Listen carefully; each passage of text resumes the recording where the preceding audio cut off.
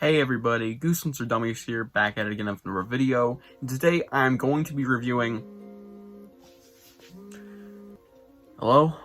When will the creeps meet? Pardon me? When we gonna meet, motherfucker? I'm not...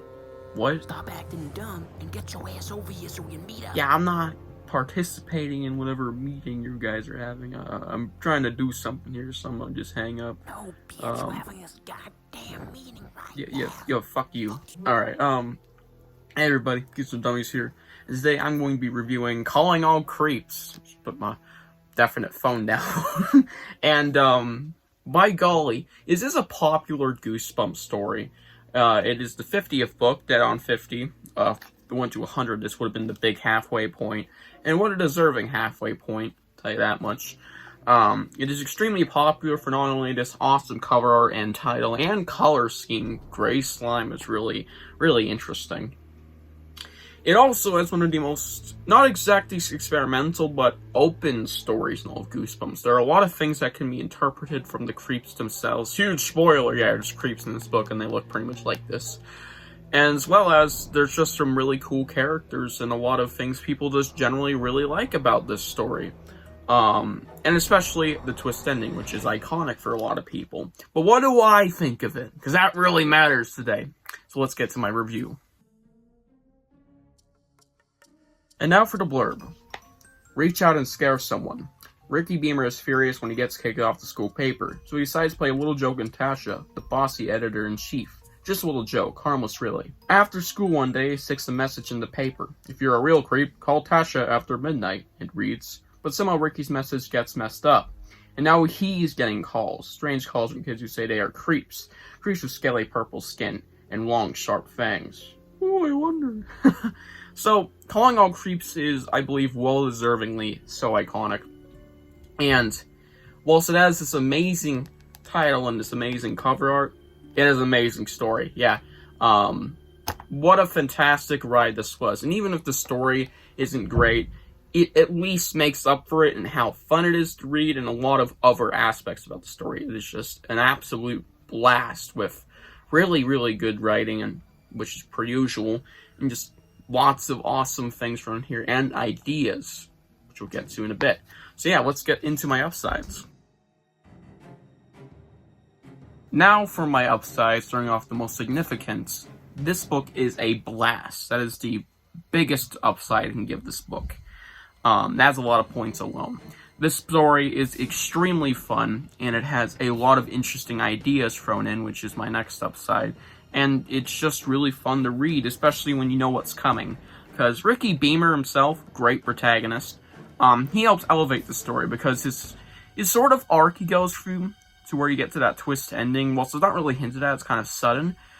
Ricky Beamer is tortured. Like, his classmates fucking hate him for no good reason. Until the end, of course. When he becomes evil as shit. And I love how that plays out. Every time something bad happens, you're just further pushing Ricky to this horrible, horrible decision he makes to, basically enslave all of them. Yeah, that is an amazing twist ending, and it actually makes sense, too, because these guys are assholes. If I was Ricky, I know, horrible, I'd do it. Of course, this would never happen, though. But if it did, alright, I should shut up, but, yeah, Ricky, amazing protagonist with an amazing twist, and yeah, that really elevates how fun the story is, as well as the creeps and the zany nature of everything, which is my next upside. The ideas thrown in this book, like the creeps themselves, the identity seeds, and some other stuff, really fun. It is a really fun time thanks to those. And they're just really cool because they leave a lot of stuff open. We don't get an explanation for the creeps. They're left really open-ended. They could be like maybe they came from Hollow Earth, maybe they came from outer space, who knows? I like to personally think they're aliens, which helps elevate the score for me because I love alien stories. And, I mean, that's probably what they're intended to be, just look at them.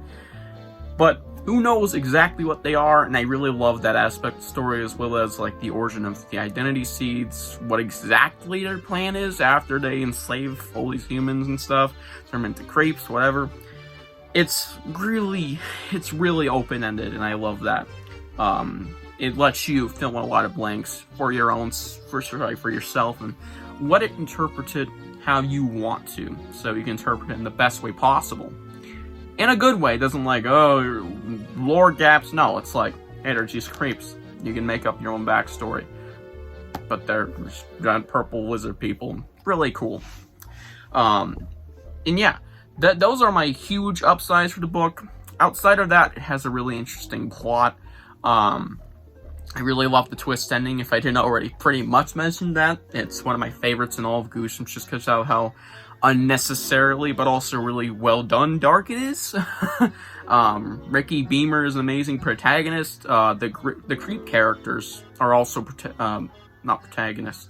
They're kind of antagonists, kind of not. They're amazing characters as well, especially when they're in human form. You kind of see that. And yeah, this book is amazing. Like, genuinely awesome. And I don't know if I have any downsides, but we're about to find out. The worst thing I can say about this book is it has a semi-rough opening, and that's like the first 5 chapters.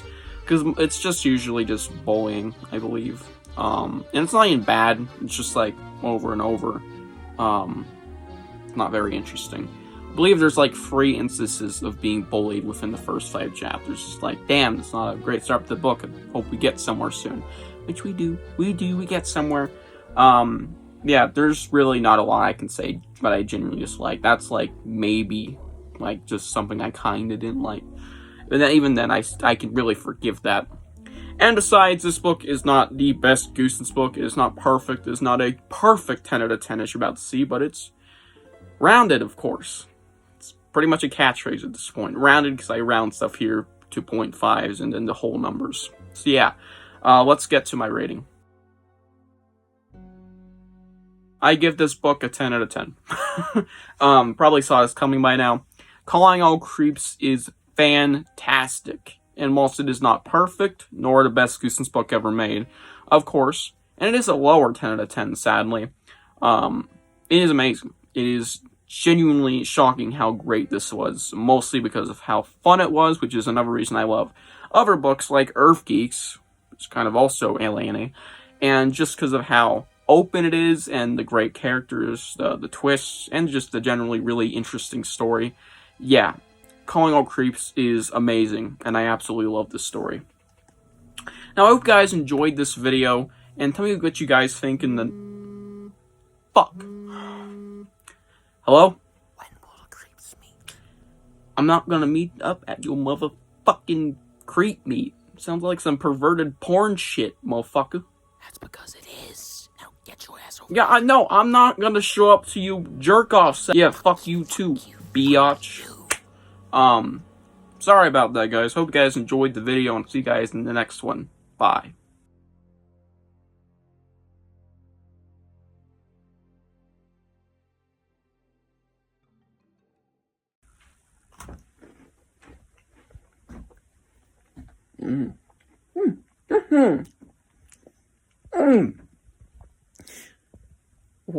Whoa. Why do I want to use Discord all of a sudden? Why do parks sound like a great place to hang out, especially with children?